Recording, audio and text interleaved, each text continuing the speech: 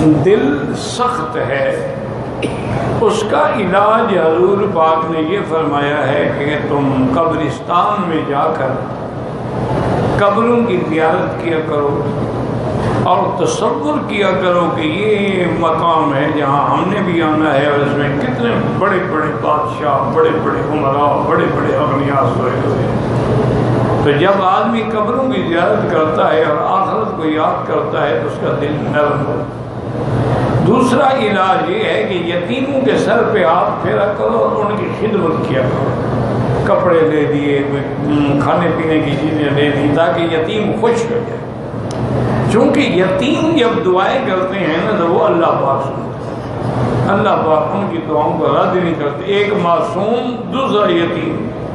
हत्ता कि एक हदीस में आता है कि यतीम जब रोता है, किसी ने मांग दिया, किसी ने झड़क दिया, अल्लाह फरमाते हैं मन नज़र, वो कौन बदबख्त है जिसने इसको नाराज किया है। इसके माँ बाप को मैंने ले लिया है और वो इसको नाराज करते हैं तो अल्लाह नाराज हो जाता। तो यतीम का इतना बड़ा मकाम है। और हजूर ने यह भी फरमाया है कि सबसे बेहतर मुसलमानों का घर वो है जिसमें यतीम हो और वो उसकी हुकूक का पूरा पूरा ख्याल करते हैं, उसको अपनी औलाद की तरह खाना पीना लिबास देते हैं। एक बड़ा तारीख में अजीब वाक़या है। एक किताब है मुस्ततरफ जिसमें हर किस्म के हिकायात हैं। उसमें एक वाक़या है कि हज़रत अब्दुल्ला इब्न मुबारक रहमतुल्लाह अलैह, ये बड़ा आदमी है, अमीरुल मोमिनीन फिल हदीस है, बादशाह है हदीस। और उलमा ने ये भी लिखा है कि अब्दुल्ला इब्न मुबारक उन लोगों में है जिनका जिक्र किया जाए तो अल्लाह की रहमत बरसती। वो फरमाते हैं कि मैं मदीने मुनव्वरा में था, सोया हुआ था, मैंने ख्वाब देखा। हजूर पाक ने फरमाया कि शाम जाओ, वहाँ एक शख्स है इब्राहिम, उसको जन्नत की खुशखबरी दो कि वो जन्नत में मेरे करीब होगा। ख्वाब था, लेकिन अल्लाह वालों के ख्वाब जैसे अंबिया के ख्वाब कभी झूठे नहीं होते, वाही होता है। इसी तरह सालिहीन के ख्वाब भी अक्सर सही होते। फरमाते हैं मैंने ख्वाब देखा तो मैंने कहा अल्लाह आलम वो कौन है इब्राहिम। और उस दौर में मदीने पाक से शाम जाना जो है 1 महीने का सफर है। क्यों माँ सिवा ऊँटों के, घोड़ों के, खैर खच्चर के, गधे के कोई जरिया नहीं सफर का। फरमाते हैं 2-3 दिन गुजर गए, मैं भी सोच ही रहा था, फिर सोया तो फिर मैंने ख्वाब देखा। हजूर ने फरमाया अब्दुल्ला अभी तक नहीं गए तुम? बस मैं बेदार हुआ और मैंने फिर उसी वक्त कह दिया। बहरहाल वो फरमाते हैं कि इतना अजीम सफर करने के बाद जब मैं शाम पहुंचा तो मैंने लोगों से पूछा कभी इब्राहिम कौन है?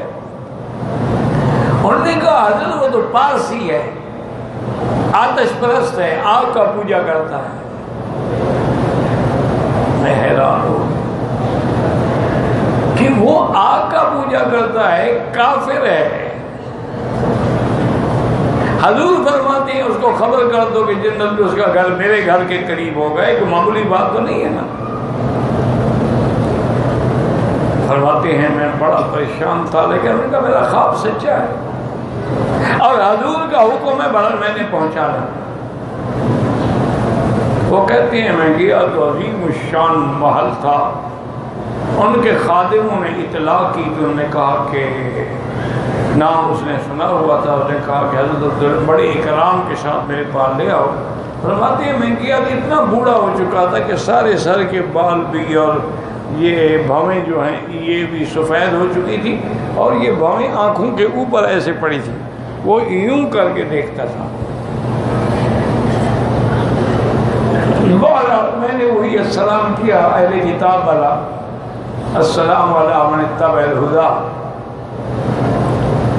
उसने बड़ी तकरीम की और उसने कहा कि हज़रत मेरी तो बड़ी खुशबख्ती है कि आप जैसा आदमी मेरे घर में आया है। मैंने कहा मैं आया नहीं हूं, मैं भेजा गया हूं, वरना मेरा तेरे घर से क्या ताल्लुक। मैंने ख्वाब देखा है, सरकार दो आलम का पैगाम है कि क़यामत में तेरा घर तेरे करीब होगा। बस ये पैगाम देना था। लेकिन मुझे ये बताओ तुमने क्या ऐसा अमल किया है कि ऐसी खुशखबरी तुम्हें मिली है? उसने कहा असल में मेरे 3 बेटे हैं और 3 बेटियां हैं। मैंने उनकी शादी आपस में की है, उनके नजदीक जायज होगी बहन भाइयों का निकाह।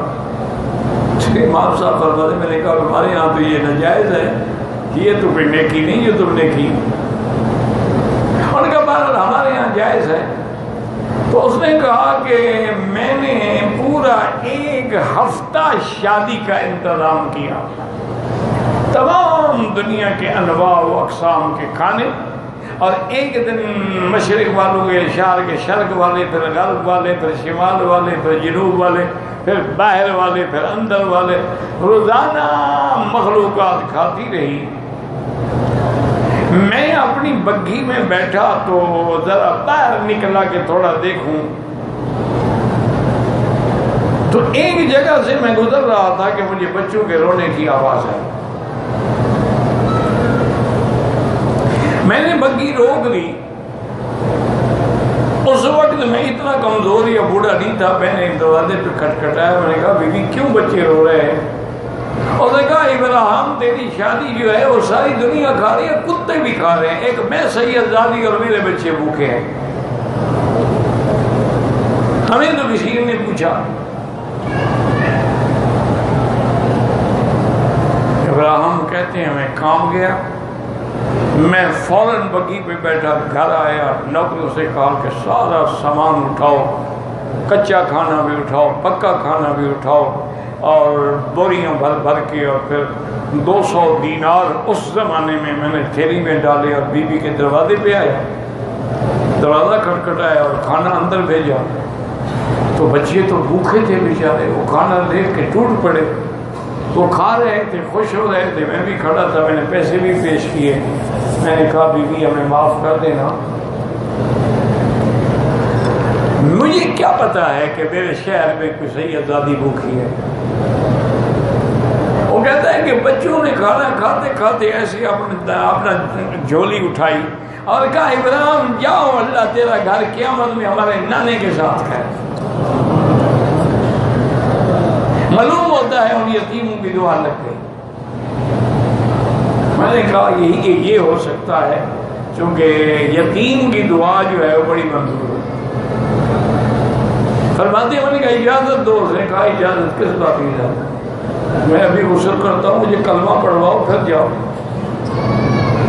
कहते गुस्ल करके आए, मैंने कलमा पढ़ाया, अल्हम्दुलिल्लाह इस्लाम लिया, उसी दिन ही फौत हो गया। यानी इस्लाम लाने के बाद कोई गुनाह नहीं किया। तो अल्लाह तबारक व तआला यतीम की दुआओं में बड़ा असर है। तो उनके साथ जब शफकत करोगे तो तेरे दिल के अंदर जो मैल है, जो कसावत है, वो दूर होगी। और चौथा इलाज जो है वो ये है कि कसरत से दरूद शरीफ, तन्हाई में बैठ के, जब कोई सुनने वाला देखने वाला ना हो, बड़े मोहब्बत से और बड़े शान से अल्लाहुम्मा सल्ली अला सय्यिदिना मुहम्मदिन व अला आले सय्यिदिना मुहम्मदिन कमा सल्लैता अला इब्राहीम व अला आले इब्राहीम फिल आलमीन इन्नका हमीदुम मजीद। या जो भी दरूद शरीफ तुम्हें आता हो, अल्लाहुम्मा सल्ली अला सय्यिदिना मुहम्मदिन व बारिक व सल्लिम सल्लल्लाहु अलैहि या मुहम्मद या रब्बि सल्ली अला मुहम्मद। जो भी तुम्हें आता है वो कसरत से पढ़ो, लेकिन तन्हा बैठ के, और फिर अल्लाह से दुआ मांगो तो इंशाअल्लाह दिलों के अंदर दिक्कत भी पैदा होगी, आंखों से आंसू भी निकलेंगे और दुआएं भी मंजूर इंशाअल्लाह।